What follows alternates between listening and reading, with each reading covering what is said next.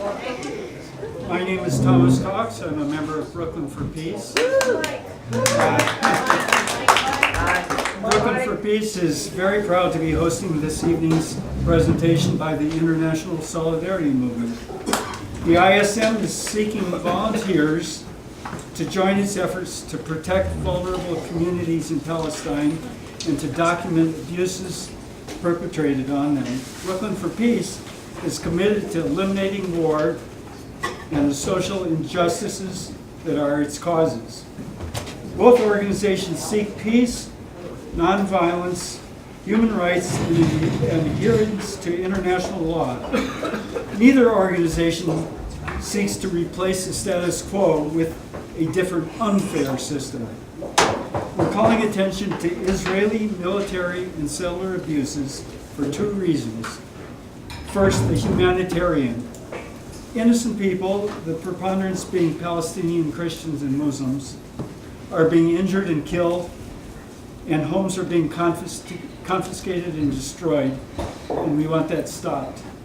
Second, systemic abuses. The powerful U.S. and Israeli alliance has resulted in a system where certain ethnicities are valued more than others. We call that racism, and we find it abhorrent. This system is contributing to the instability of the Middle East. We demand social justice for all the people of Palestine, Muslims, Jews, Christians, all ethnicities and creeds.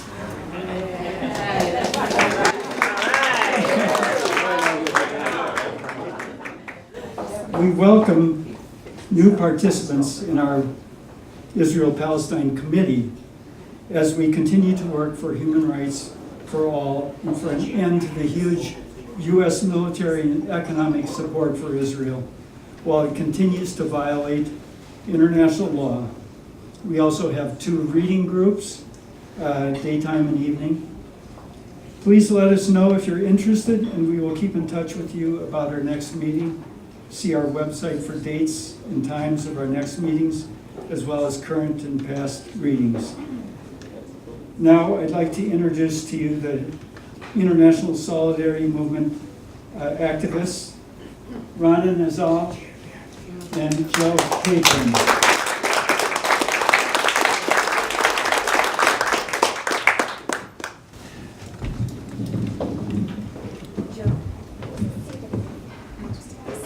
Hi everyone, thanks for having us here today. So before we jump into our presentations, we're going to show you a video. It's about 11 minutes long. The longer video is called Radiance of Resistance, but one of our folks cut it up into excerpts, and we're really lucky to present it to y'all today because it's not actually out yet. It's still on the festival circuit, but the movie's called Radiance of Resistance. It was made by some folks who are also serving as ISM volunteers in the West Bank. And it follows Jenin, Ahed, and Ahed Tamimi. And if you don't know who they are, you might get an idea after watching the video. I will warn you that there's some images of violence in the video. We actually see, it doesn't tell you what's happening, but we're going to see Ahed's uncle right after he's been shot and before he dies. So I just wanted to warn you guys, just so you know, the movie's about 10 minutes long.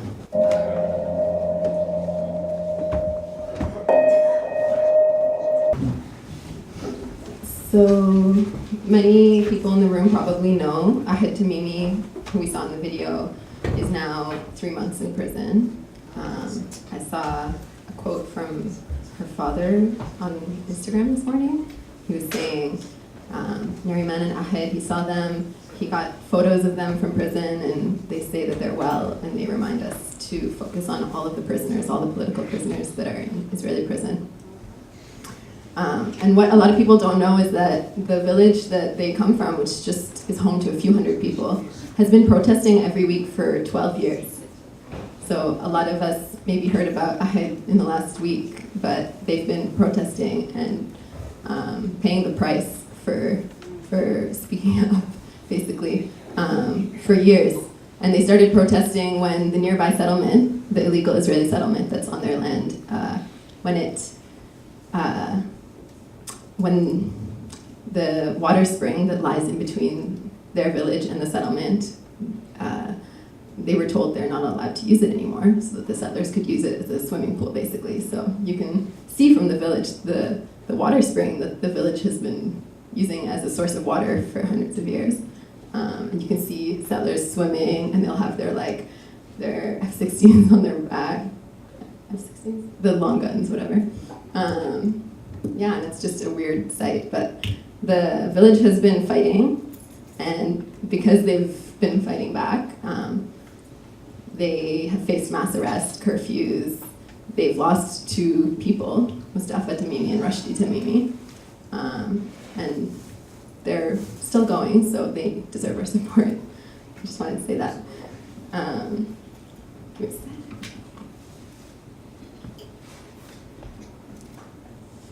So, my name's Rana. I first encountered the ISM when I was 16 years old, exactly 10 years ago. My mom brought me to a village in the West Bank, the occupied West Bank, called Netlin. And Netlin had been protesting at that time for about 40 days straight. It was July 2008. And Israel had announced that they were going to build the apartheid wall right through their village, cutting them off from their ancestral lands and their olive groves. And the village began to protest. And they were protesting about every 2 or 3 days. And people from around the West Bank were coming to join with them. And on the day that we arrived, there was a few hundred people. A protest was getting ready to start marching. People were clapping and chanting, and kids had face paint on. And the mood was pretty joyous, because having your voice heard feels good in the moment, right? And we started marching. We were marching through the town, and then we descended into the olive groves, and I felt like we walked quite a while. And eventually we reached this point where there was barbed wire, and the barbed wire was taller than me. And this was where Israel had announced that they would build the wall. And every time Israel put anything down, like this barbed wire, people came and took it off. Palestinians have made it very expensive for Israel to build the apartheid wall because of protests like this. So all these young boys grabbed sticks and strings and stuff, and they just hooked it onto the barbed wire, and they pulled it off of the hill. People were clapping and cheering. And before we saw the soldiers, we heard them. Gunfire erupted from over the hillside, and the sky filled with white tear gas. And because it was summer and everything was really dry, the hills lit up from the tear gas. And at first, people were kind of dodging things or hiding their mouths. My mom had just given me half of an onion, and then she just left me in the crowd. She's like, if there's tear gas, smell this. Our methods have gotten more advanced since then. But yeah, she was remembering from her days when she was in high school, and they would just carry an onion with them.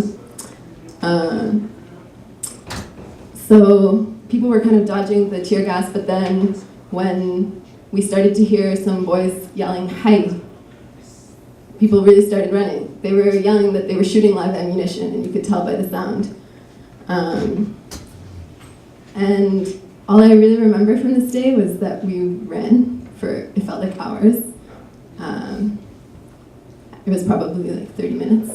We ran up the hill. A girl grabbed my arm, and I later learned that she was with ISM. That was kind of my first introduction to ISM.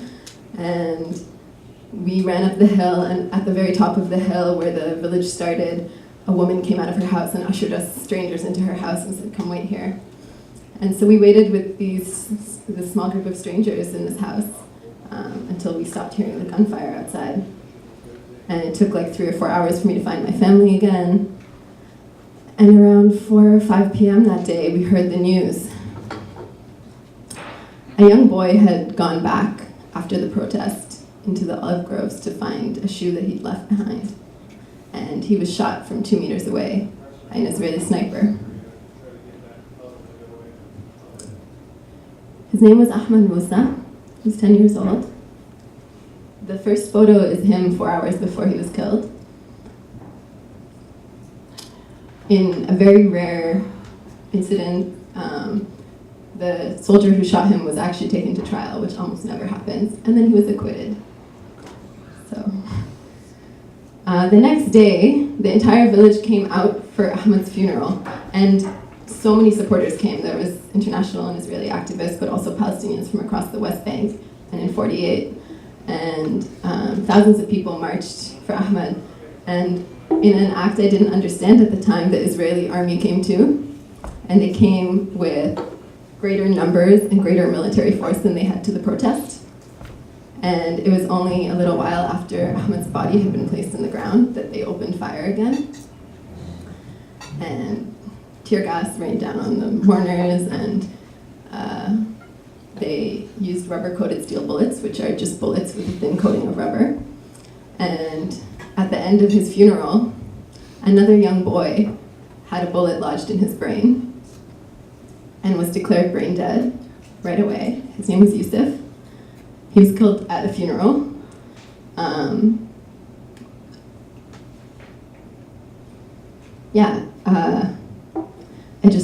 I found this photo when I was trying to prepare the presentation, and this was like we went to visit him in the hospital before he'd technically been declared dead, but he was gone, and this was exactly what we saw. My mom told me after that day that we have to witness these things and we have to let them propel us to fight. And she made this sort of her mission, was to show us, to show her kids like what was happening in our country. And one of the things that ISM does is report on these things. These are screenshots from the ISM's website, which is palsolidarity.org.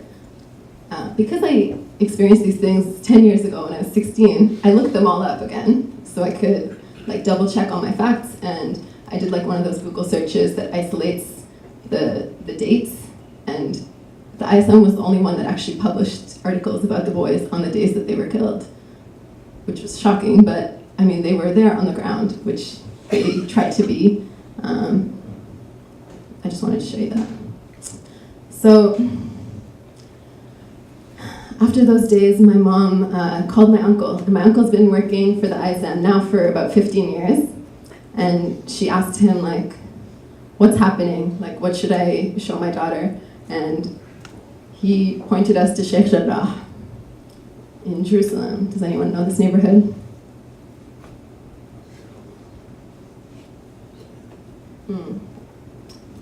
Sheikh Jarrah is in East Jerusalem. It's facing some of the most amplified ethnic cleansing in the region.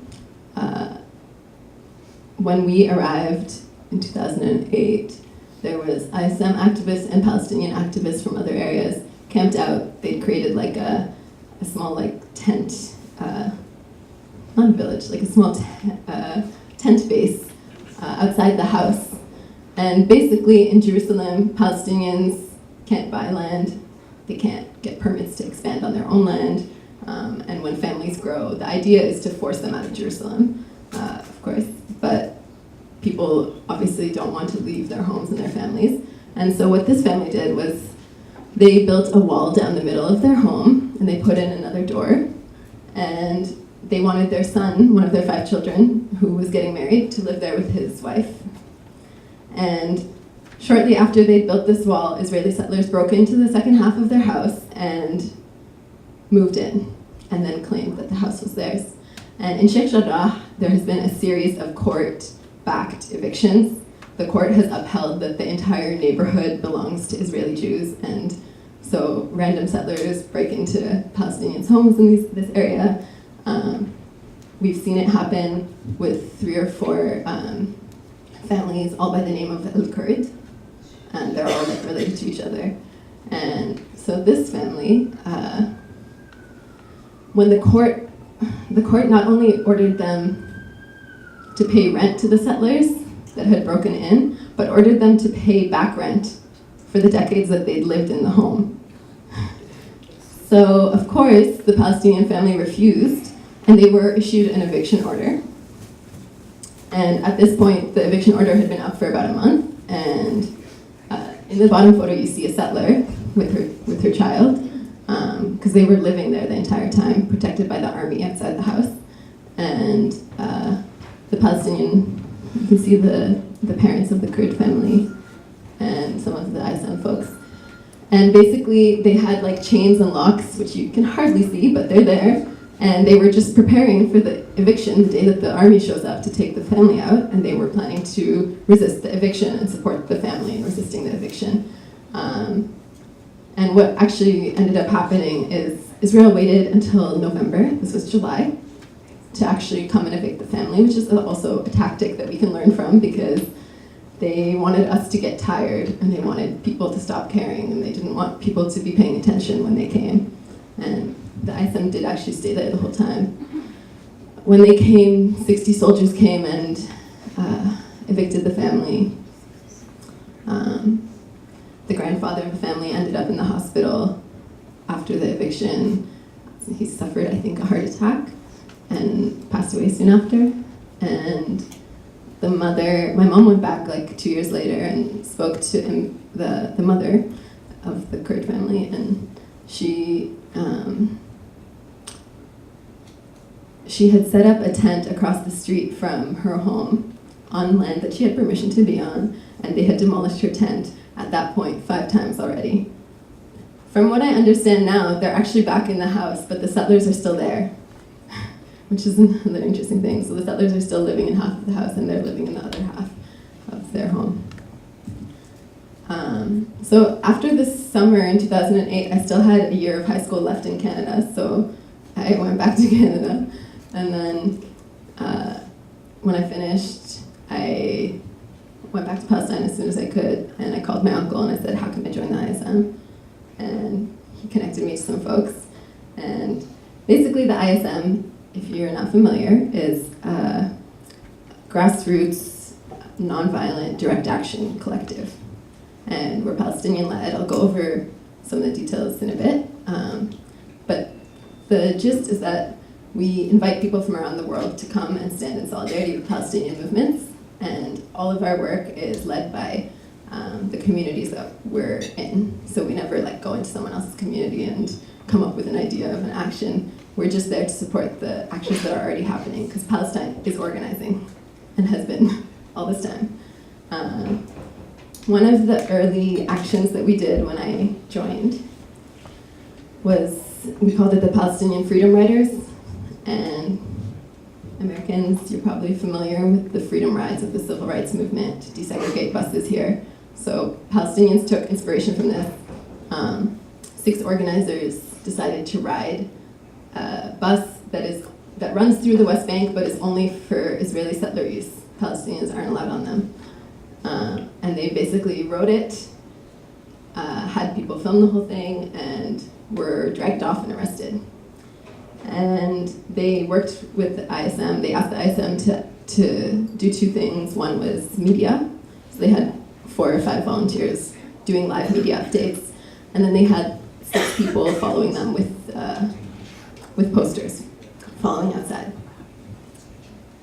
And the reason I added this specific action into the talk was because I wanted to remember Baslel Arash, who was killed 1 year ago of March, so about a week ago. It was the 1-year anniversary of his killing. And he was hunted down by the Israeli military for months, and when they found him, they emptied 10 bullets into his body and then took away his body and held on to it for a week before letting his family bury him. He was, I think, best known for being a revolutionary writer. He was super involved in the youth movements in the West Bank and was just a brilliant mind, and he's very missed. In those first few months, I spent the first month in Hebron, actually, and in Hebron, one of the things that we did was checkpoint watch.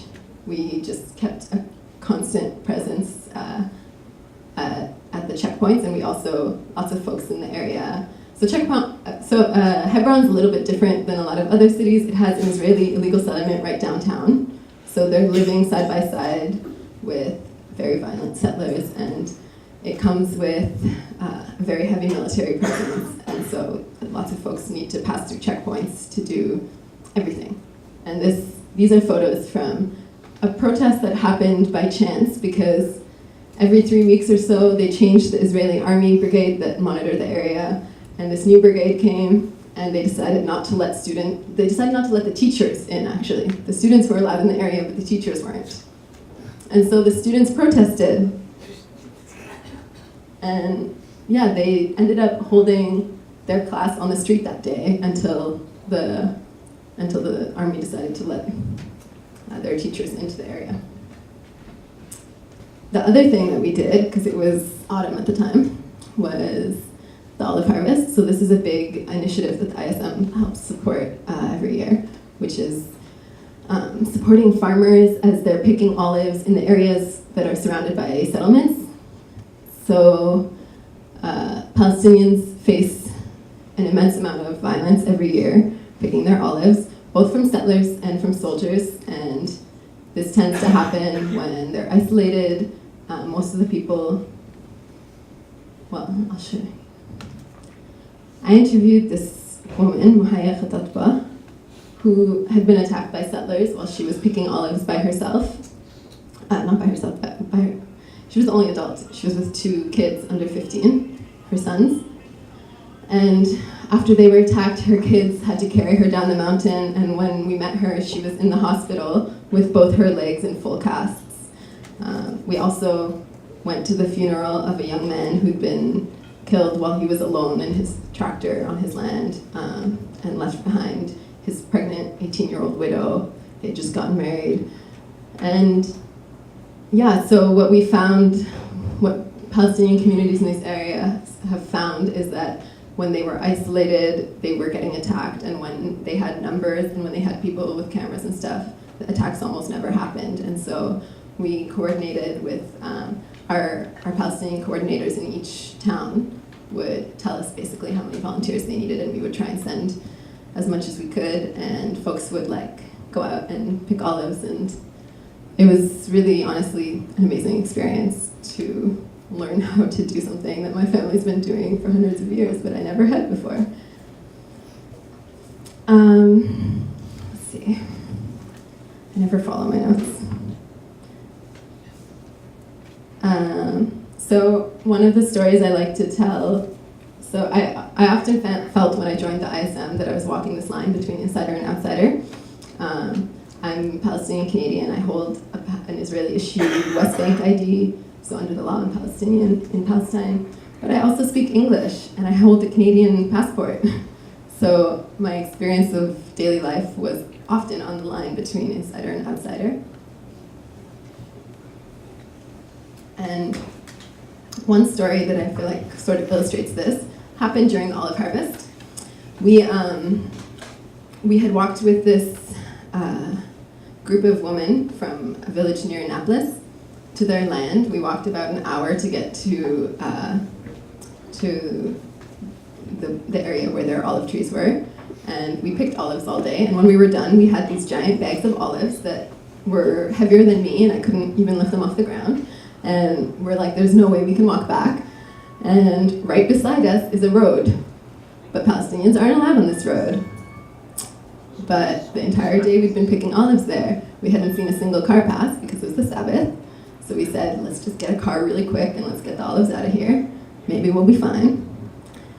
So it was, the 2 ISM people were me and another Palestinian American woman. And the others were the Palestinian woman from the village. And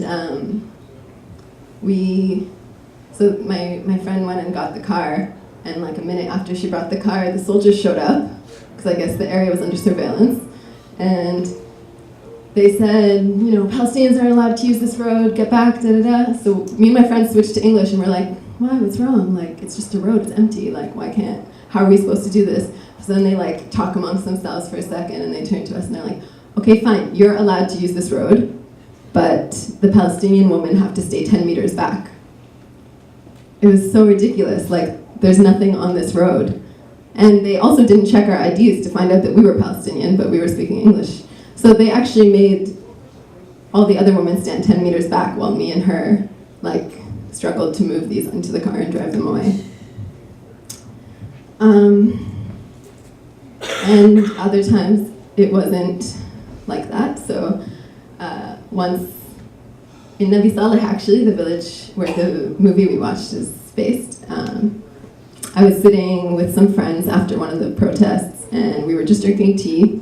And out of nowhere, the hill that we were on was raided by Israeli soldiers. And they jumped first on this man from the village named Abu Hassam, and they demanded his ID. And he's like, he's an elderly man. He's like, okay, come to my house. I'll give you my ID. I'm just drinking tea. And they're like, no, we're going to arrest you because you're not carrying your ID on you. And I think I had like my cell phone in my hand, and I was like filming. And yeah, they told me to get back or something, but before I could even think about what to do, they jumped on me from behind and started to arrest me. And then an ISM volunteer like ran over, and in a really bad attempt at preventing my arrest, she jumped on me and we both got arrested. And let's see, there we go. So it was me, her, and an Israeli activist who'd been arrested. And we were taken to a military base, which is set up at the front of Nabi Saleh, and held there for 6 hours. And then 6 hours later, we're at the police station. And 6 hours after that, they hand the Israeli activists some papers, and they say, you're good to go, get out of here. And then they hand the American woman her papers, and they're like, get out of here. And then they like turned to me, and they were like, you're being admitted to Hasharon prison, and then you'll be transferred to Ofer prison for your trial, and you're being charged with assaulting a soldier. And we had video that showed that not only had we not touched any of the soldiers, and they were also wearing video cameras on their chests, which they never submitted to the court, but I know they filmed because I saw them watching it and laughing while I was in detention. Even though we had a video showing that we had been assaulted and we hadn't done anything, in Israeli military court, it's almost impossible to be acquitted as a Palestinian. The conviction rate is 99.74%. So I didn't even know what happened at the time, but I was told after that I was released on a plea bargain, which means technically I wasn't acquitted. And the ISM actually paid the fine that they requested. It was like $600, and that's another reason that the ISM has a legal fund. But it was around that time that I began to try and step back a bit, or at least step forward strategically, recognizing that, like, you know, I did not want to spend my life in prison. And I became the ISM media coordinator around that time. And one of the things that we did, actually the main thing that we did, was edit the articles that our volunteers wrote and publish them. All of our articles are written by volunteers, not necessarily trained journalists. But we do our best to make it like as cohesive and like good reporting as possible. And part of that is also shifting the way that we talk about Palestine. This is just a breakdown of what our training looks like. If someone's to join the ISM, we give a 2-day training. It's pretty, it kind of explains itself, but responding to violence, if you're confused about what that means, responding to the type of violence that will be used by the Israeli army against nonviolent activists. So everything from live ammunition, like we heard, to pepper spray, to these types of bullets that have foam at the end. And Israel says it's like being punched, but it actually can destroy your organs because it's shot from a gun. They change the types of tear gas regularly, so we try and keep on top of that. But basically, Palestine is like a playground for Israel to experiment its weaponry and then sell it to the rest of the world.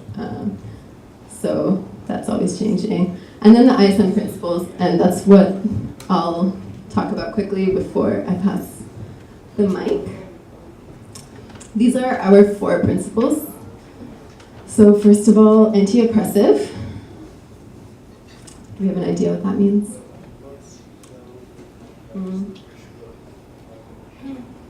It means that we're working actively to dismantle systems of oppression that govern our lives and the way we interact with each other.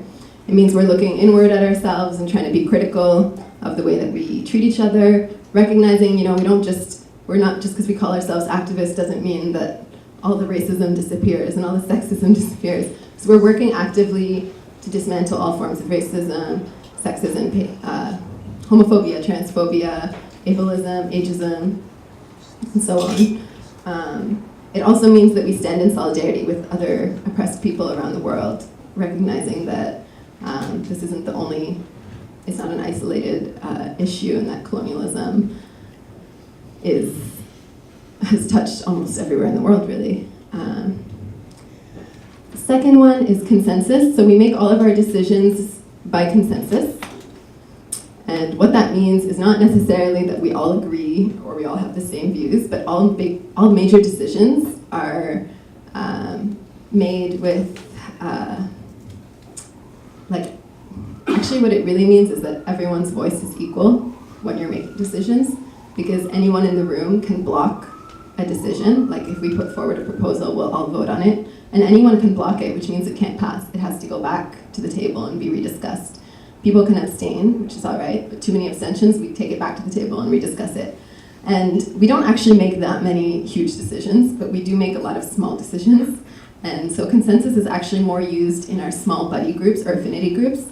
Whenever we go out to an action, especially actions that might have a risk, like of Israeli military violence, we go out in groups of 2 or 3, and those groups have to make decisions on the fly together, and they have to come to consensus. You can't have someone pressuring someone else to go to the front lines, so they have to make their decision about what they're going to do at these protests or actions or whatever it is together.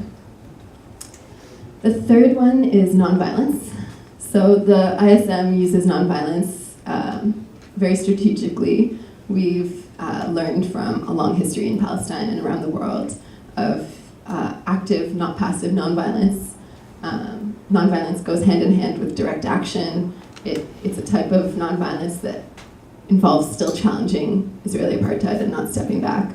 And also, even though we train our volunteers not to use nonviolence completely and comprehensively, we don't prescribe judgment on Palestinian resistance. We don't police Palestinian resistance. We don't say that nonviolence is the key to your liberation. It's just what we do. But I should say that in the West Bank, all popular resistance has been nonviolent and has been for many years. And finally, Palestinian-led. This one, I think, is my favorite. I think it's what distinguishes ISM and gives us the potential to be something different. So Palestine is completely inundated with charities and NGOs, international NGOs, and a lot of them, most of them are not Palestinian-led. And when we say Palestinian-led, part of it means we always go places where we're invited. We don't force ourselves onto people's struggles. We go where we're invited, where we're asked to go. One of the reasons that we're Palestinian-led is that Palestinian communities will always face the brunt of any action worse than the people who come in to do, if you go to Nabi Saleh and you decide to organize your own protest, and it's a beautiful, amazing protest, and then you go home, you're not the one who's going to face the night raids and the arrests that come after, right? And it's not that Palestinian communities are not facing those things, because they are, but they're making those decisions by themselves. But I think the most important thing about being Palestinian-led is that we are trying to be anti-colonial. We're trying not to go in and say, we're going to come and save you. We're supporting movements that have been on the ground organizing for decades and know how to organize and can teach us so much about organizing. And I think that's probably the most effective or the biggest thing that we're getting out of ISM. Like for our folks who are coming from around the world, folks who come from the US to Palestine, you're getting the chance to learn from people on the ground who have been organizing in grassroots movements for decades and who have so much to teach about organizing. And the hope is that you'll take those things back to your own communities and fight for the issues that are affecting your community too, wherever you are in the world. And on that note, I'll stop talking. I think every ISMer has a different experience, and today we're going to hear from Joe, who had a very different experience than me, because he served in Gaza. So thank you everyone for listening.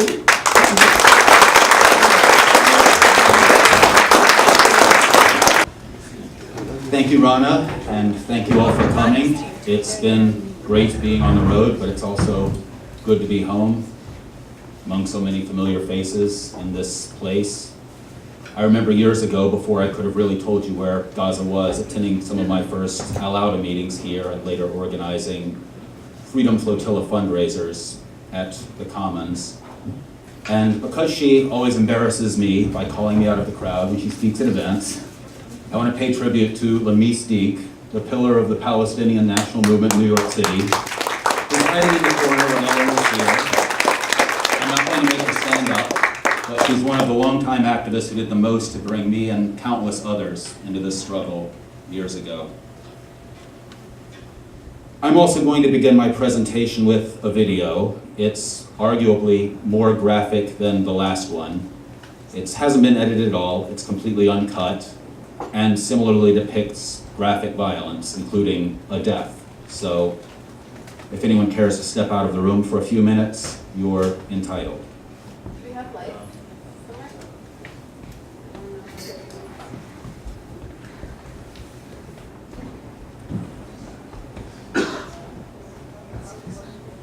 somewhere?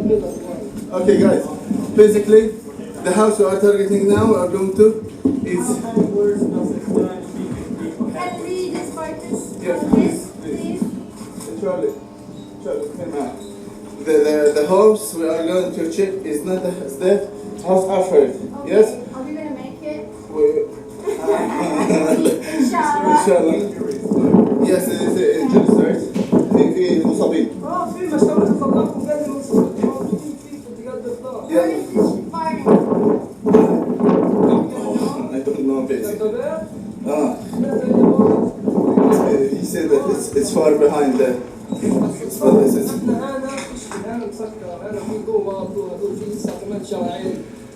طب نمشي هالوقت يعني مش مشكلة. يلا let's go.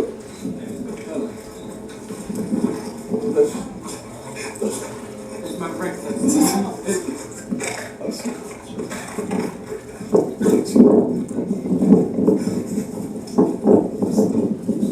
يلا.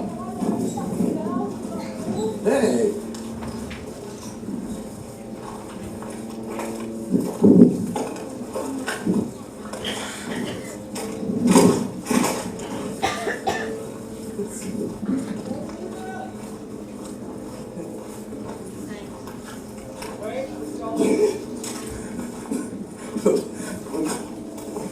Not sure about it.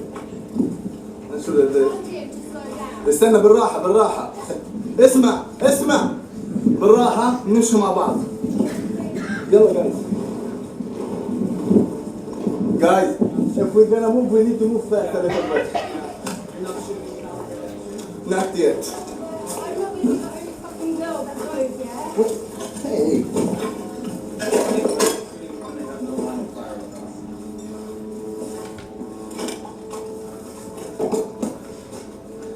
بسم الله.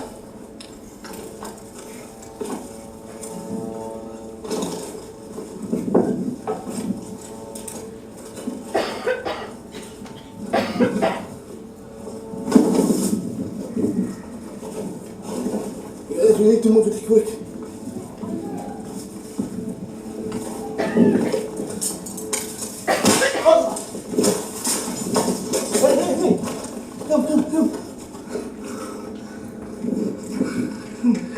Come. Get down. This one.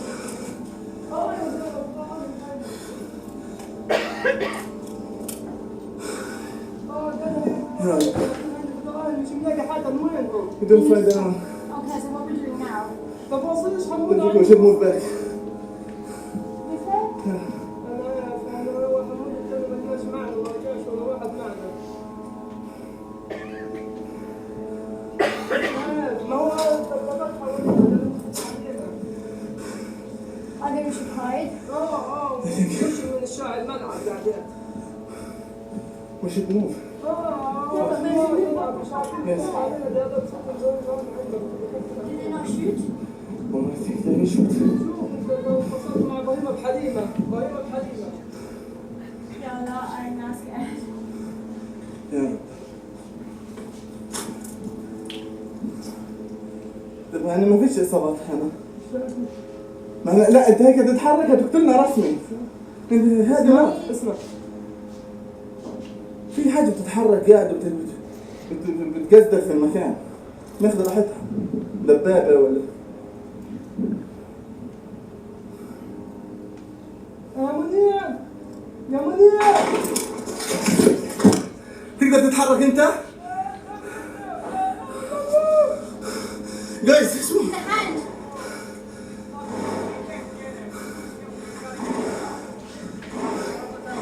والله يلا يلا يلا يلا اشهد ان لا اله الا الله يا الله يا الله ارحمنا يا الله يا رب هي he's انت نجات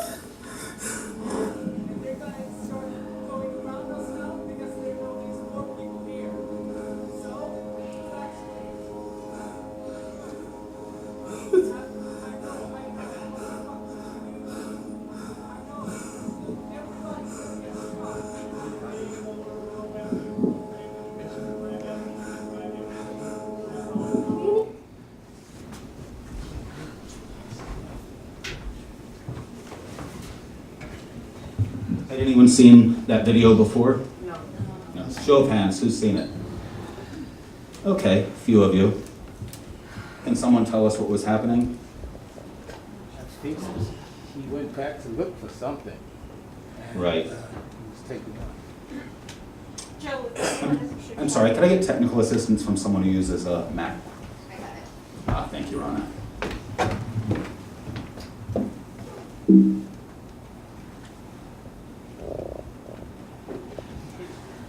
Thank you. Right, this was on July 20th, 2014, during an Israeli ceasefire, when ISM activists and other international volunteers were accompanying Palestinian rescue efforts in Shajaya, which was one of the most heavily besieged neighborhoods in the Gaza Strip on the eastern edge of Gaza City by the separation barrier, another apartheid wall erected by Israel. And what you've seen in this video was the killing of Salem Shamli, a 23-year-old Palestinian, one of over 2,200 Palestinians killed by Israel over 51 days during that offensive. Now, without minimizing anything, I have to say his death was not particularly unique, nor were other incidents that achieved some kind of notoriety, such as the killing of the 4 Bakr boys who had been playing football on the beach. How many of you remember reading about that in the news? Okay, a lot of you. And this incident also got a lot of coverage because it was documented, which has a lot to do with ISM's core tasks, what it is we do when we're in the field.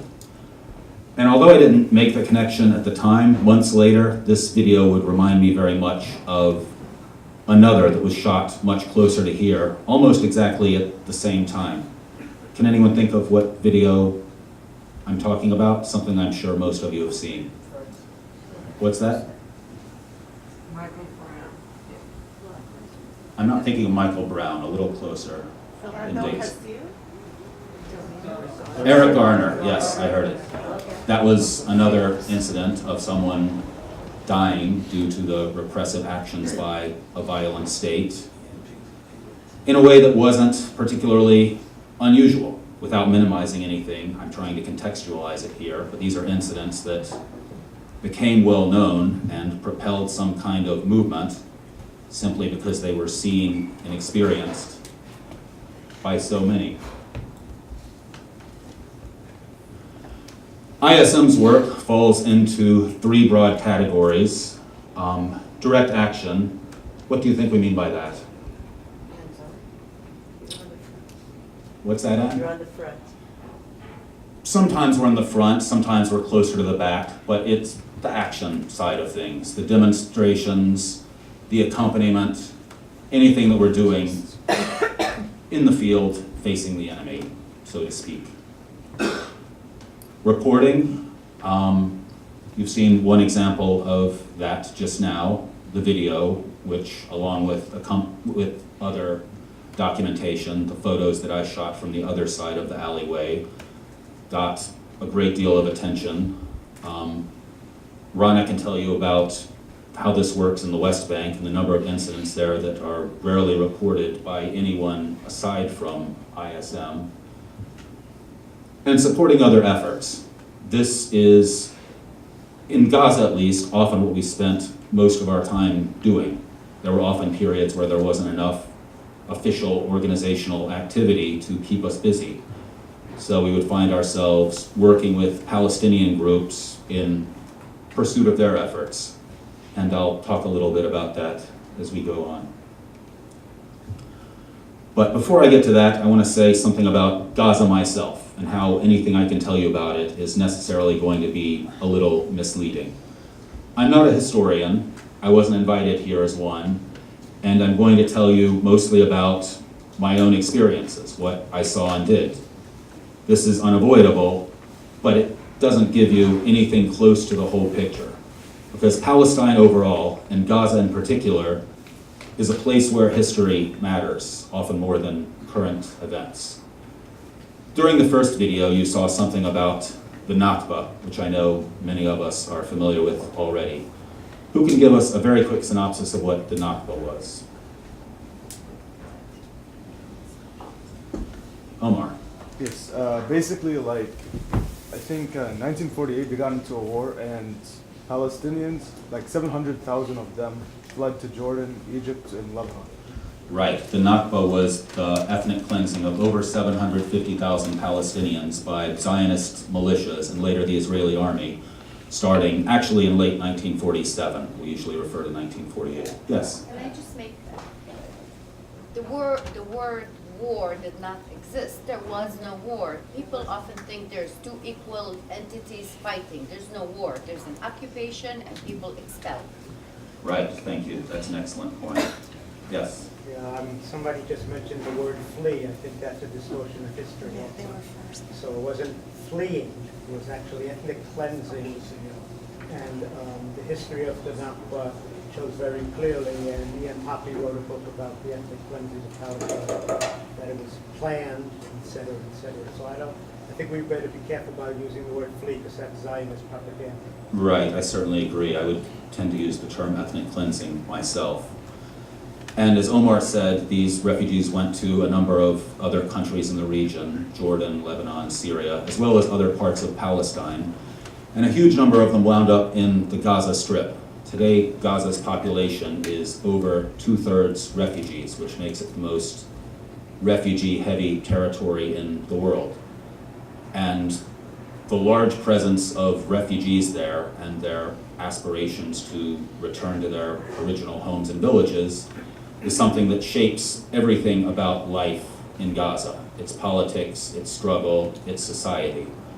I'm not going to say a great deal about that because it's not my topic, but something to keep in mind as I proceed. I myself arrived in the Gaza Strip in March 2011. I was part of the first international solidarity delegation to cross the Rafah border with Egypt after the fall of the Mubarak government in Cairo the previous month. You can see a few of us gathered there at the Rafah crossing. My initial plan when I went to Gaza was to stay with the delegation for 2 days. ultimately I wound up staying 3.5 years because Gaza is that kind of place. And although it hadn't been my original plan when I went, shortly after I arrived, I found myself working with the International Solidarity Movement there. I was familiar with the group from its growth and activities during the Second Intifada, both in the West Bank and the Gaza Strip. And while I was there, one of the first projects that it undertook was a new activity of accompanying fishermen off the coast of Gaza. Gaza is actually the only place in the territory seized by Israel in 1967, the West Bank and Gaza Strip, where Palestinians are able to fish in their own sea. They can't do this in the West Bank. In Gaza, Israel, which officially claims not to be occupying Gaza, allows them to use a zone between 3 and 9 nautical miles off the coast, depending on the season.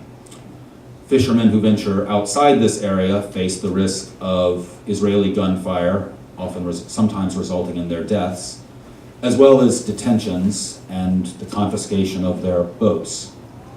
This is actually a demonstration that was organized at sea off the coast by the Union of Agricultural Work Committees, an organization of farmers and fishermen. And we're at about 3 nautical miles, so just testing the limits, but not really.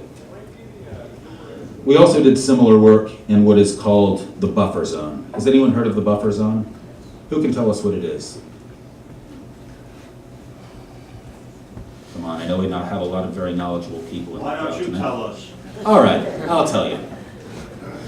The buffer zone is a restricted area on the Palestinian side. I mean, I don't want to say the Palestinian side, it's all occupied Palestinian land, but on the side closer to Gaza of Israel's separation barrier, between 100 and 300 meters, depending on the area, are forbidden for Palestinians to use. And this land is some of the most valuable agricultural land in the whole Gaza Strip. Here you can tell, if you look very closely, you can see the Israeli watchtowers along the barrier. But you can also tell because people are walking at a reasonable pace, no one is worried about gunfire. We're still some distance away. This is at about 300 meters. Could you point them out? What's that? The watchtower. Sure, it's very small, but there's one here, another there, but you might have to get close to see them. I'm close.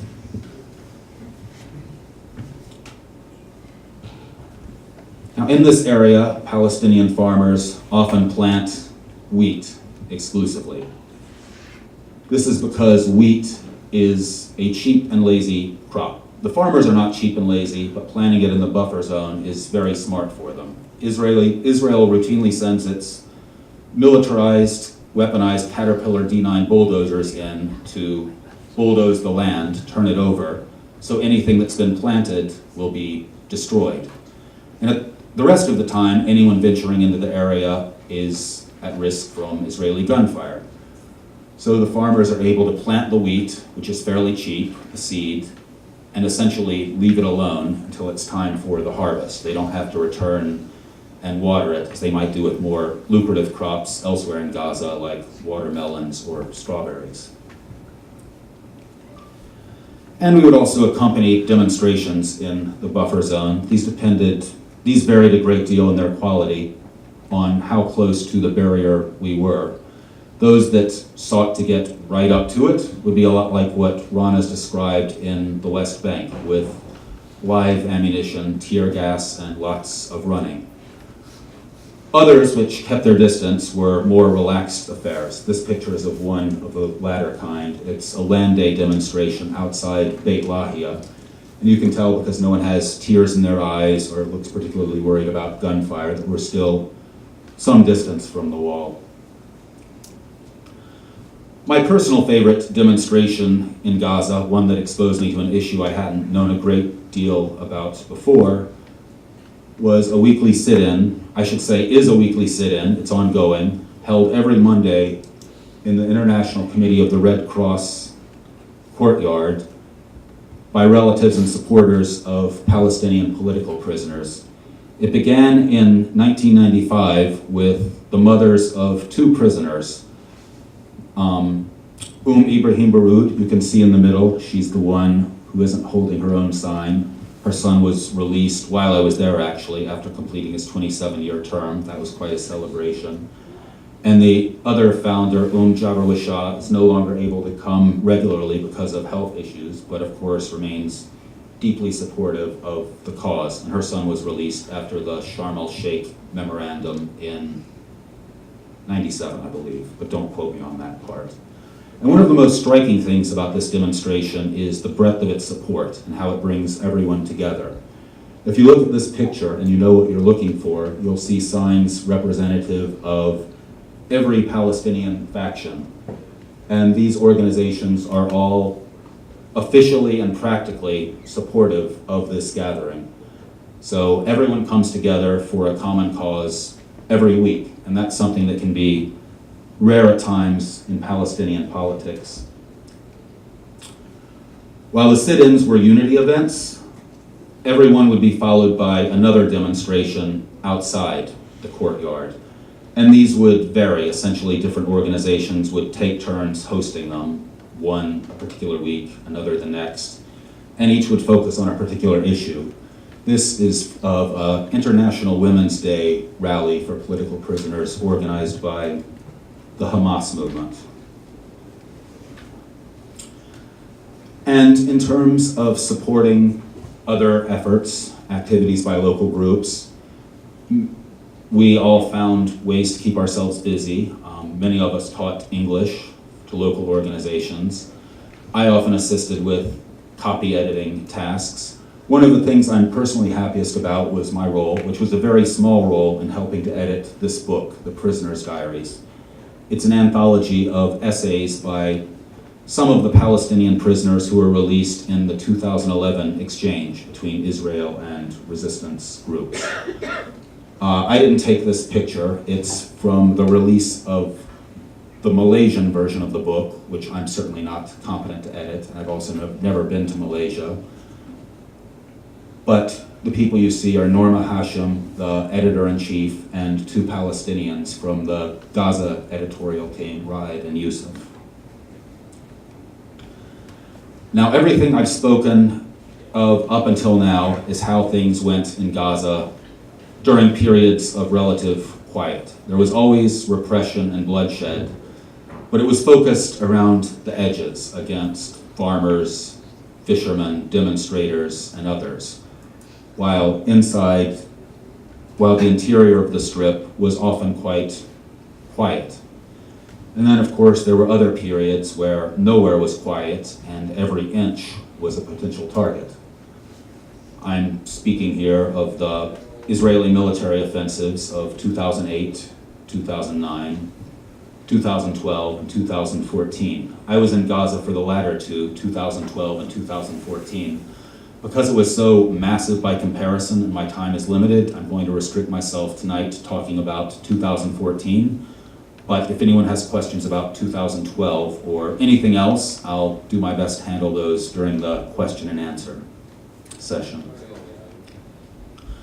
Much of ISM's work during the 2014 offensive consisted of working with other international supporters to maintain a presence of observers in Gaza hospitals which had been threatened by Israeli bombardment.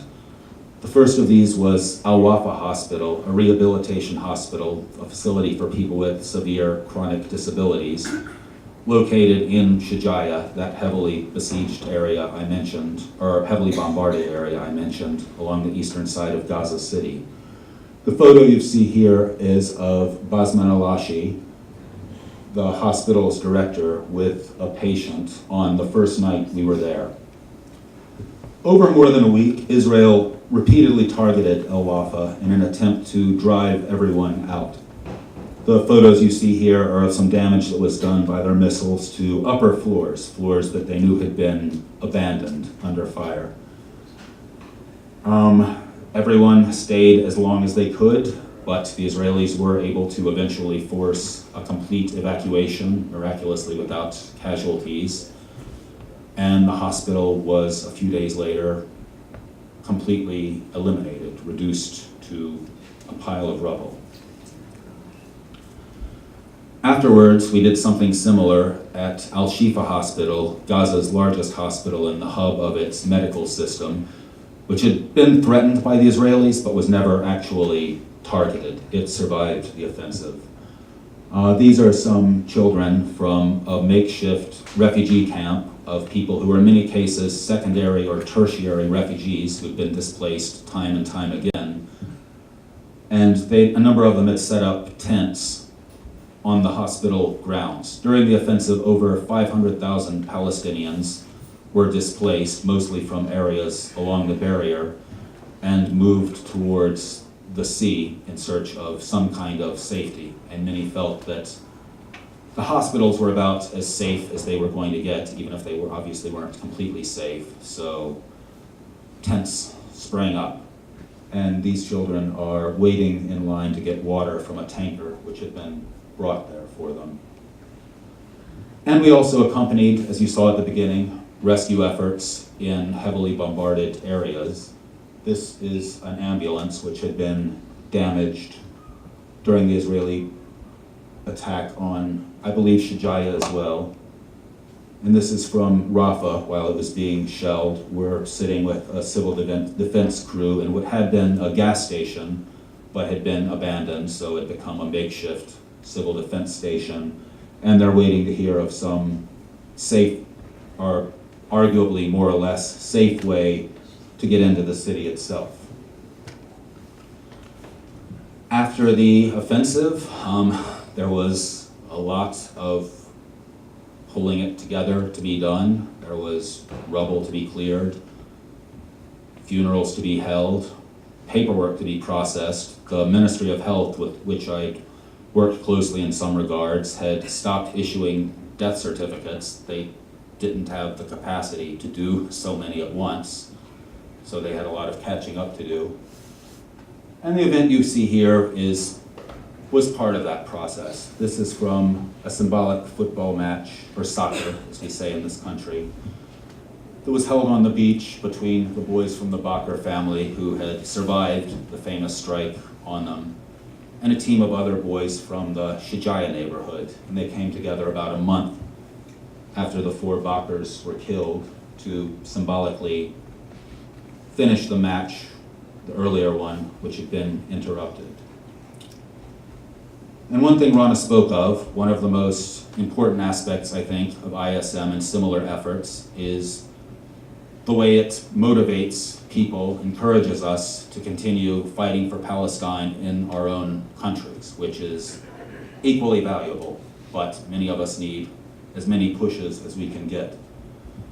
I've worked with a number of organizations since my return to the United States. Currently, I'm doing my most with Samadoun, Palestinian Prisoner Solidarity Network. I know a few of you are here in the room tonight. I see many others who have been to our demonstrations. And this is a photo of one of our demonstrations here. Well, I shouldn't say ours. It was a coalition effort bringing together many groups, including a number represented here tonight. But it was one of the first big coalition rallies for Ahed Tamimi after her detention by Israeli forces, held in Grand Central Terminal. And at this point, I'm going to hand it back over to Rana, who has a few very important things to say about ISM and what we ask of you. And afterwards, I look forward to your questions. Thank you.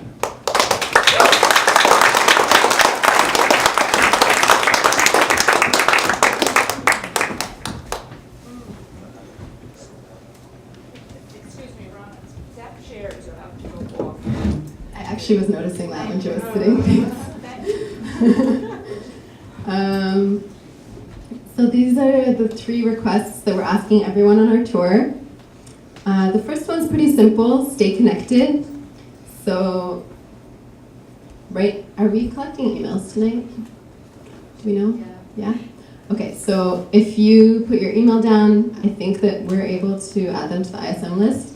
But here's another way that you can get on the ISM in Palestine's mailing list. So it's sort of cut off, but our URL at the top is palsolidarity.org. Pal, like Palestine. In case anyone's wondering how to spell it. And then if you scroll down to the bottom of the homepage, it says first name, last name, and email. You don't even have to put your real name. It's just a way so that you can stay connected with what we're doing on the ground, but also the articles we're writing, because our folks are out there every day, like Joe said, reporting about the stuff that happens every day that news media doesn't tend to report on because it's too regular. Our folks report about it. They also keep journals often when they're in the Palestinian territory. And yeah, so the other half of the equation is y'all have to read it. We can't just write it. So read it, share it, and so on. Our second ask is to join the ISM in Palestine. Sounds more daunting, but it doesn't have to be. Your experience of the ISM, if you are able to come to the West Bank, is completely your experience. It's a very, very grassroots organization. Depending what time, like when you go and who's there, it's going to be very different than the next person's experience, which is why we need really rad folks to go to Palestine and join the movement. And you're never at any point forced to do anything. So sometimes we would get like a rush of visual artists, and they would run mural campaigns. Or some folks would come and teach English in communities that don't have English teachers, or do like arts projects, music lessons. There's like a million things that you can do that ISM can help you set up with, like if there's a need for it. And then if you also feel like after the training, in direct military confrontation, that's always happening. So your experience is completely up to you. For folks who are interested in joining the ISM, on our website, palsolidarity.org, there's a link, the red thing that says joining ISM. It tells you a little bit about the training, and it gives you some tips for traveling. You definitely don't tell Israel at the border that you're joining ISM. But basically, it'll just tell you, there will be like emails that you can, like an email whether you're in East or West US, and you'll email that email, and then they'll basically tell you what to do. But it's very simple. We usually just give folks a phone number, and when they get to Palestine, they call us. We usually tell our people to use an alias from the minute they start with us, so we don't usually know our volunteers' real name, and the reason is because we're heavily surveilled, and Israel has targeted the ISM many times, probably because the work is effective. So there's that. I can give you more tips in Q&A if someone's interested. And then our final ask is to donate today. I don't know where the thing is. Yeah, maybe we can just put it on the table or on this table, but this is one of ours. So the ISM right now is struggling a bit financially. So that's part of our directive on the tour, is to fundraise. I don't think we're going to pass it around. We're going to just put it on the table. Yeah. So first I wanted to show you the ISM NorCal is a US nonprofit which has kindly sponsored this tour so that we are able to come to the US and speak to you all today. But also if you're thinking of donating and want a tax exemption, you can do that on the ISM NorCal's website or by writing a check to them. I really encourage people to donate monthly because nothing else will help us more than monthly donations. It's the only thing that allows us to plan ahead. The money, we have very humble operating costs. We sometimes, a lot of our Palestinian coordinators, some of them working for over 10 years, have never been paid for all of their work. But we try and give a stipend to the media coordinator and to some of the other coordinators to make sure that someone on the ground in Palestine is keeping the work going as internationals come in and out. We also need new media equipment for documenting a lot of our media equipment. At times, the media office has been raided by the Israeli army and our stuff has been broken, but also it just gets old and we need new cameras and stuff. And yeah, and a legal fund. like the story I told you. We want to make sure our activists are protected when they're on the ground, and if they can't pay legal funds, the ISM tries to support them. And that's all I have to ask for you today. Thank you so much for listening to us. This is our contact information while we're here. I'm going back to Palestine in like 2 weeks, so that phone only 2 more weeks. And those are our website and the ISM NorCal's website. Thank you so much.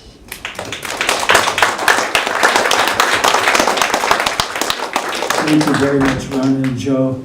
And we're bringing up Naomi Allen from Brooklyn for Peace right now. We're passing Hi, I represent Brooklyn for Peace. We put these events on and we don't charge any money at the door. We want people to come even penniless, but that doesn't mean they're free. They're not free. We have to pay, we have to rent the hall, we have to give honorariums to our wonderful speakers, printing, postage, et cetera, et cetera. So in order that we can put on more of these events, I'm going to pass the bucket. And if you can, please put in a few dollars. This should not cut across what you would like to donate to ISM. ISM's bucket is over there. But this will help us, and we'll see you at the next event.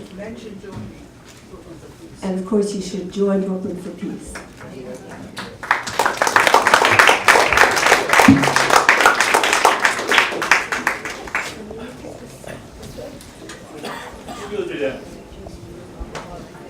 I commend everything that you people have said. I believe, I don't think Okay, we're gonna have a question and answer time, which can include making a statement too, and I'm gonna ask that people raise their hands.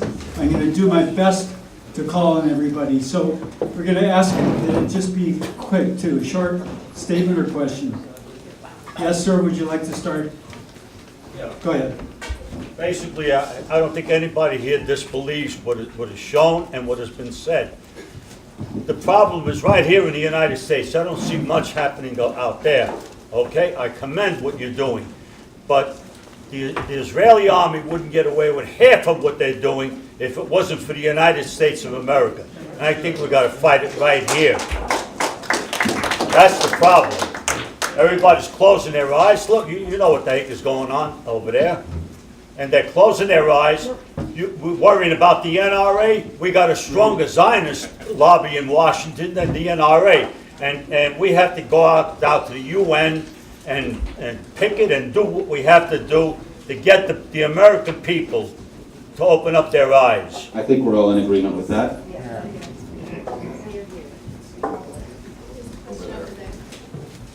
Go ahead, please. Thank you for your words. They're really impactful. I just kind of have a question on potential for peace in Palestine. I know that there are some groups, like 48 groups and Palestinian groups, that'll get together, like Israeli children or teens and Palestinian teens, and create a dialogue in the desert. My question to you is, do you think that just normalizes the problem and the issue, or do you think that actually could be hopeful? I think it probably depends on how it happens, but if they're just getting people together and saying let's play football for peace, that is the definition of normalization. One of the things so there are some Israeli activists who also come to the West Bank, and in general, they only go to communities that they're invited to as well, and some communities are not comfortable with that, and that's fine. And one of the terms that I've heard from some Israeli activists is co-resistance, because people kept kind of looking at them and being like, look, they're coexisting. And they were like, no, we're not coexisting because we're not equal. We're co-resisting until we can be equal, and then we'll coexist. So, yeah.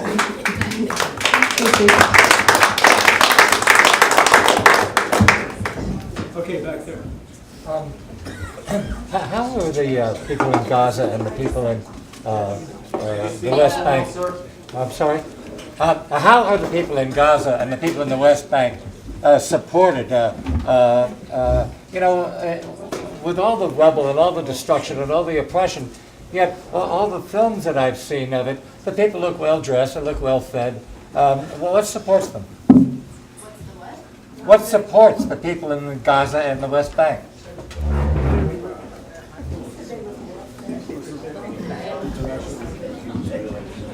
Well, I can really only speak to the Gaza Strip, which is what I know. The answer is aid. It's entirely reliant on international aid. There's no, because of the closure, Israel's restrictions on movement and travel, there's very little of an economy to speak of outside the aid sector, UNRWA, etc. Is that the UN? Yeah. I would say, in the West Bank at least, it's community. The fact that communities support each other. Like, life is so incredibly expensive there. Gas is more expensive than here. Meat is more expensive. Like, heating houses is more expensive, and the pay is much less. So it's literally community, and people feel that as soon as they come to Palestine, they feel like how communities are supporting each other. Yeah, I mean, I don't, yeah. I would certainly agree with that with regard to Gaza as well. But since I mentioned aid, one thing I would like to make clear is that Israel, the occupation, has figured out very clever ways, transfer fees, etc., to get most international aid that's directed to Palestinians itself. They get the bulk of those budgets. Yes. Yes, first of all, thank you so much for this excellent presentation this evening. I'd like to speak about Ahed Tamimi. We all know that Ahed is facing trial now. She's a 17-year-old girl up against Israel. And I'm asking people to please write to Ahed, show her our support, send her a card, a letter, a note, anything. She probably will not get it, but it'll show Israel that we're here supporting Ahed. I do have her address here if anyone would like it. People hear that? Okay, this lady has the address for Ahed Tamimi and is asking for letters, so if you would like to send a letter, there's some addresses here. Yes? Hi, my name is Shmuel. Kind of have a statement for everyone in this room. I'm a student from Manhattan College in the Bronx. I'm a Bronx native. And I just came back from Palestine 2 days ago with a few of my group members over there. We went to Palestine as part of our LOVE program in Manhattan College, which is known as the Somali and Irish Volunteer Experience. We've been preparing for 1 year, doing research and learning about Palestine and the Israel conflict. And when we went to Palestine, we stayed there for a week, and we learned about culture, the history, and everything. And there seems to be a huge misconception about Israel and Palestine and how it's portrayed in the media, especially the fact that all you see in the media is like Israeli military being weaponized and Palestinian kids throwing stones or terrorism and violence. But the truth is, there's a lot of peace in the land as well. When you're in the Holy Land, you feel the presence of peace. You hear the call to prayer, and you hear the church bells going off at the same time. You feel the peace. And the fact is, Palestine needs more international presence. The Israeli government and the United States government does not want the international community to go to Palestine to learn about the truth. And when you're in Palestine, you're welcomed by everyone. You don't feel any sense of the oppression or the issue that's going on right there, because the people there are very peaceful. Their form of protest is nonviolence. Everyone you speak to, they promote nonviolence, and that's their only way of resistance. Because when you're in Israel, you see military everywhere, you see snipers, and you see troops on the ground with little boys and girls walking around being protected by the military. But when in Palestine, you don't see that. There is no military, there are no guns. You see police with probably handguns, but in Israel you see military with machine guns and any kind of guns you can think of. And also, when you see the economic disparity between Israel and Palestine is huge. Also, whereas in Israel there are huge roads that everyone's allowed to drive in Palestine there's small roads, one single road where they have to fit in two driveways along with the sidewalk. And so my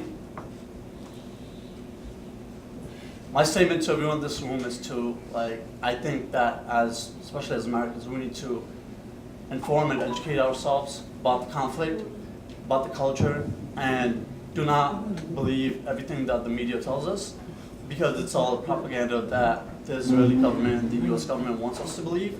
And if anyone in this room ever has a chance in their life to visit Palestine, please do so. And please tell others to visit Palestine to witness the Holy Land, because it's called the Holy Land for a reason, and it is holy. And yes, the oppression is going on, and they need us, they need the international community to be there, to learn about them, to hear their stories and come back and tell everyone else about it. Because the problem is, as someone said before, the problem is here in the United States that not many people know about what's going on. That our tax dollars are paying what's going on right over there in Palestine. Our tax dollars are building the walls and the barriers that are being built in Palestine.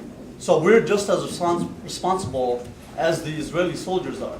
Because if it wasn't for our money and our government, those things would not be happening. So we have to ask ourselves, who are we electing and who are we putting in office that are making these calls? Like, we don't even know, we're not even holding these people accountable. And the fact is, we're responsible, and we need to empower the youth, and we need to promote peace, and we need to. Thank you. All right, thank you.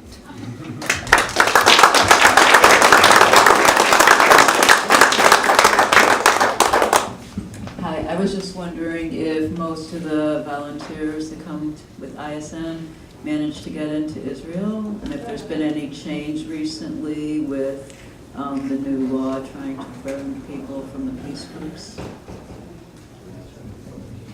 So to enter Palestine, all the borders are controlled by the Israeli border police. So if you've entered, you're usually flying into Ben Gurion, and you're in the land. You're in 48. Yeah. And usually, as an international, you can travel pretty freely, except for Gaza. But you can travel through all the areas that, like, someone like me and like our other ISM coordinator who's here, Islam, like, we can't go anywhere except the West Bank, and it's actually only about 30% of the West Bank that isn't isn't barred for use by Palestinians. But yeah, as an international, you can enter. We had, as the ISM in the early 2000s, they started to ask random foreigners who were coming if they were joining the ISM at the border. So that's when they started to try and crack down on our volunteers coming. So, obviously our volunteers are kind of there's tips on the website, but you're definitely not encouraged to say you're going to Palestine, because you probably won't get in. We tend to encourage people to say they're going to tourist stuff. Yeah, and it's also very different for Palestinian Americans who are in the room. It's a little bit different, and if someone wants to talk about that after, I'll be around. Yeah, for Palestinian refugees, it's definitely harder. Hi, I was with ISM in the West Bank in Gaza in 2002 and in 2004, and we all have a lot of stories about a lot of things, but I just want to encourage everybody who hasn't done this. I mean, if you've been with ISM before, you probably can't go back. I think I probably can't, but if you haven't, it doesn't matter how old you are. We had somebody with us who was 78 years old at the time, and she was wonderful. So I encourage all of you to join ISM. It's really transformative experience, and it's like nothing you've ever done in your life. The second thing I'd like to say is that there will be a 2018 Freedom Flotilla going to Gaza again this year, and Ann Wright will be speaking about it at All Souls Church on Saturday, April 7th at 7 p.m. And I encourage you all to go and hear it. I brought some flyers here, but I think maybe Brooklyn for Peace will, if we're very lucky, send out a notice about it, and you'll hear about it. So I think it's a very important, it's something we do every year. It's an international flotilla. There are people from Europe and South Africa, New Zealand, Malaysia. We will have somebody from Latin America this year as well. And there will be one American on the final leg, which will go to Gaza. Anyway, so I encourage you to come in here and write, and also to join ISM. It really will change your life.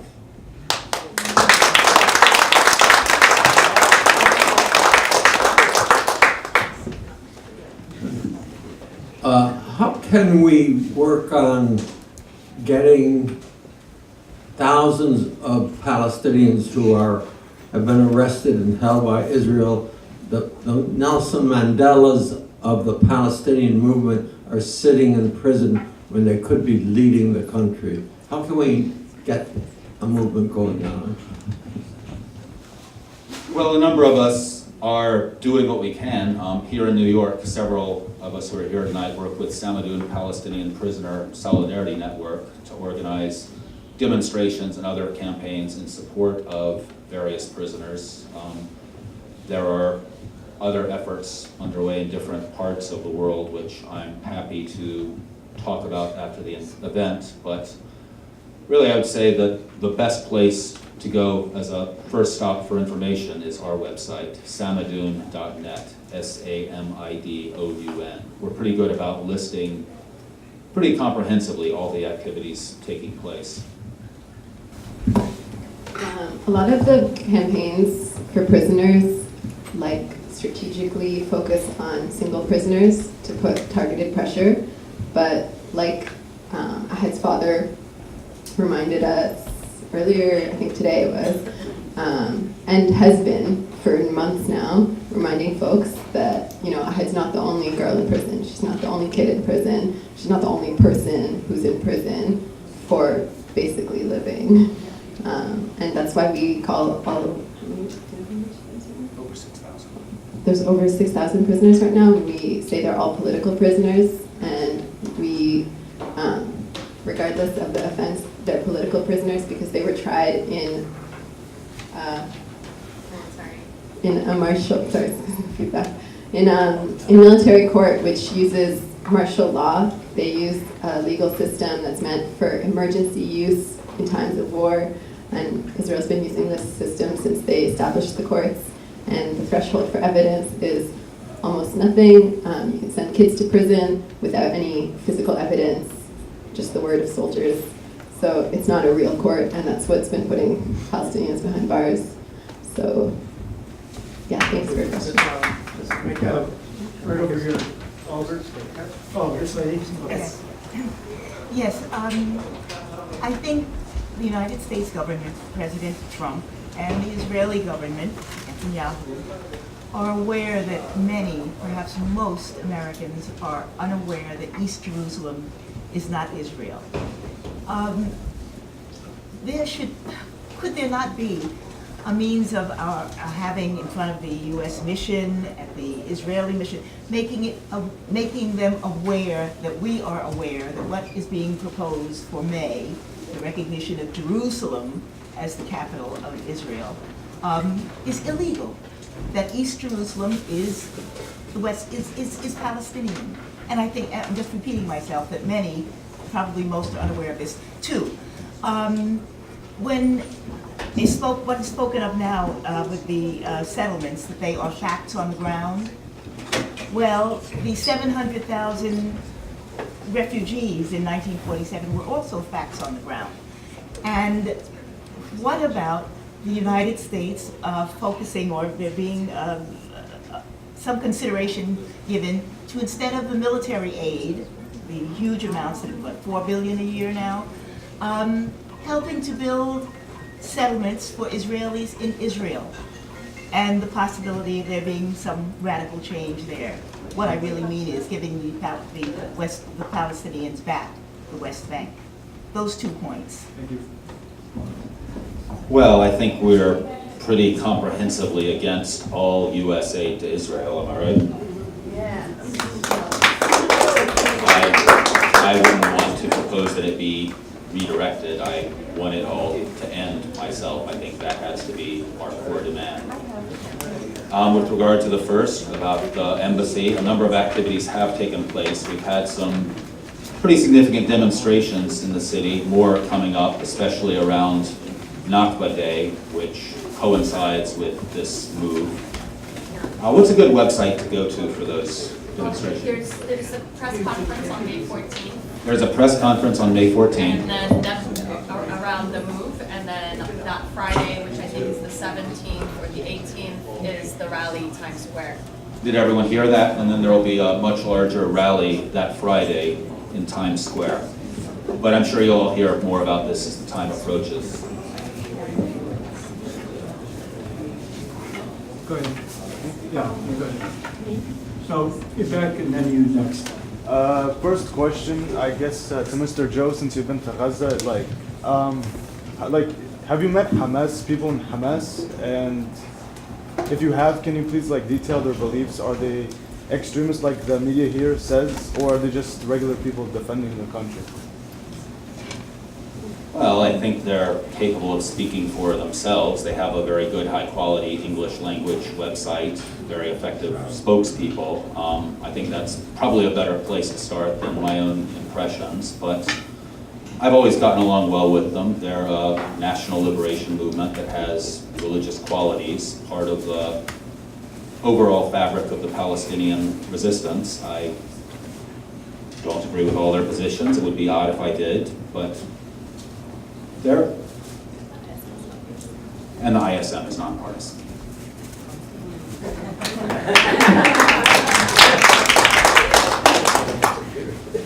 Okay, we've got this lady, she's next. You can't make it that far. I don't either.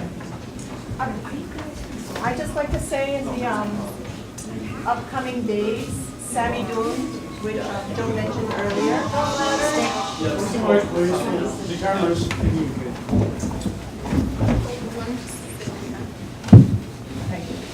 I'd just like to add to what Joe mentioned. In the upcoming days, Sammy Doon is sponsoring a day of action on April 15th. It's a rally in Herald Square, 34th Street and 6th Avenue. Again, on April 15th. It's called the Rally to End U.S. Wars at Home and Abroad. And I encourage everyone to go to the Sammy Doon website because we will have a day of action for Miss Nablus Tamimi. Sadly, the grim reality is she's languishing in the jail right now. She spent her birthday in jail, and what's ahead is not known. So we will be gathering at Lower Manhattan by the Fearless Girl statue. I don't know if anybody here knows the Fearless Girl statue. So the day of action will be called Ahed, the Real Fearless Girl. And we encourage everybody to bring some words of encouragement for her. And we'll have our own signs, and you're encouraged to bring your own signs. And we will be posting them on social media as days go by. We just want her to know we're still actively supporting her. And again, go to the Sammy Doon website and for those two events. The Ahed, the Real Fearless Girl campaign, the date is yet to be determined. We don't have an official date yet, but it's going to be within the next week or so, 2 weeks. And the cut by the Trump administration. There will be a Gaza 5K next Saturday morning, so everybody's welcome. Thank you. Thank you, Fatima. And I'd like to add the April 15th rally, while it's broadly anti-war, is also 2 days before Palestinian Prisoners' Day, which is an annual mobilization in solidarity with Palestinian prisoners and the prisoners movement. So we'll certainly be trying to bring some of that into it, although we're still figuring out the details.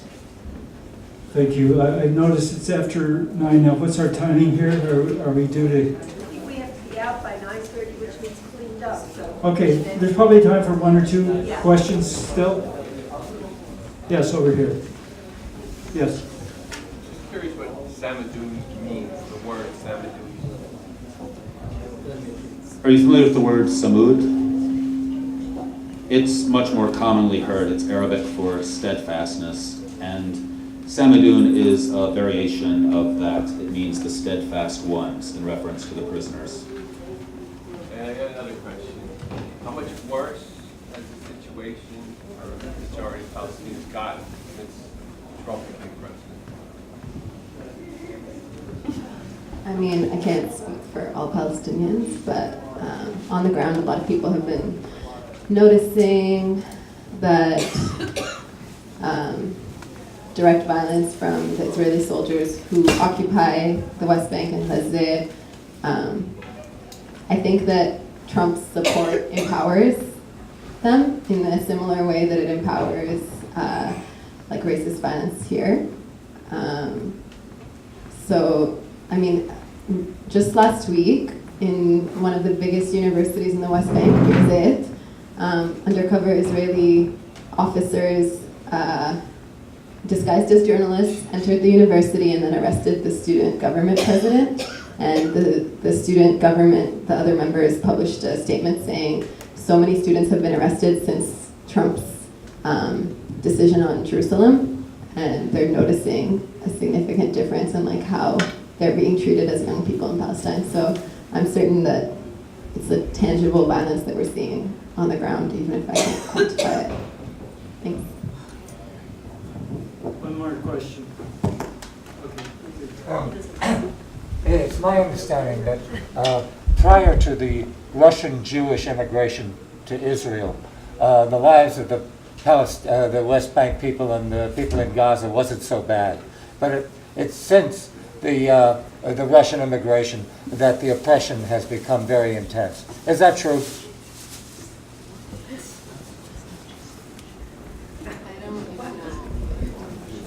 Yeah, during which period is this?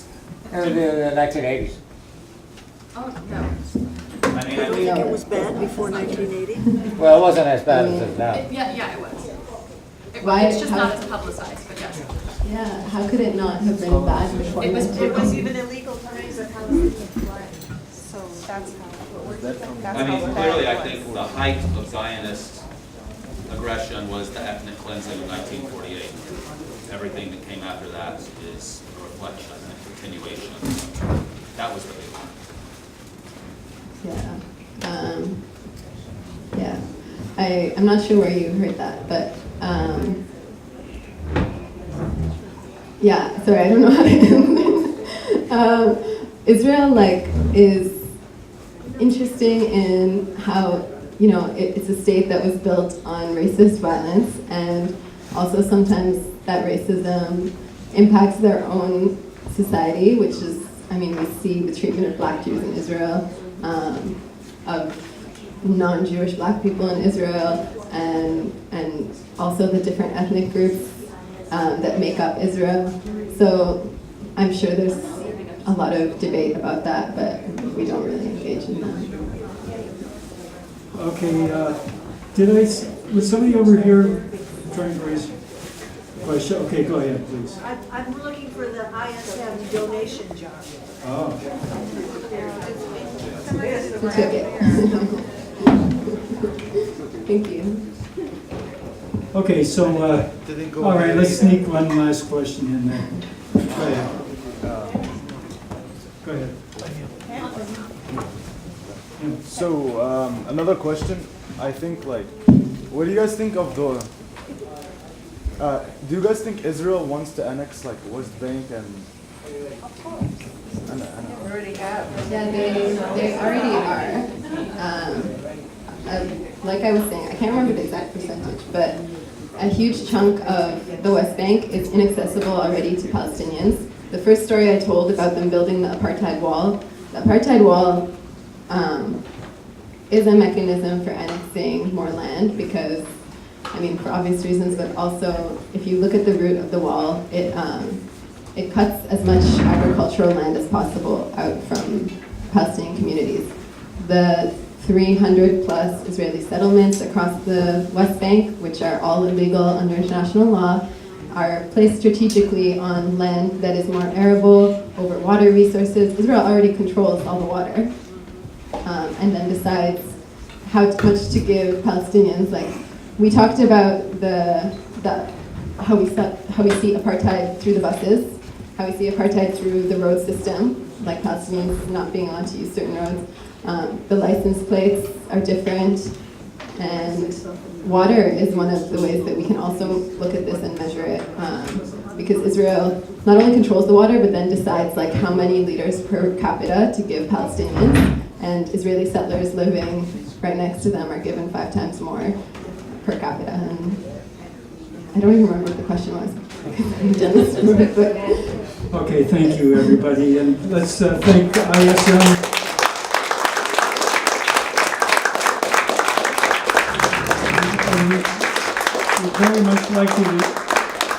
We'd very much like you to join Brooklyn for Peace and check out ISM and Sammy Dune on the websites and volunteer in some way.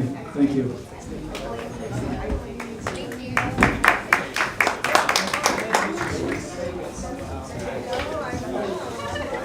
I'm just the person who shows up.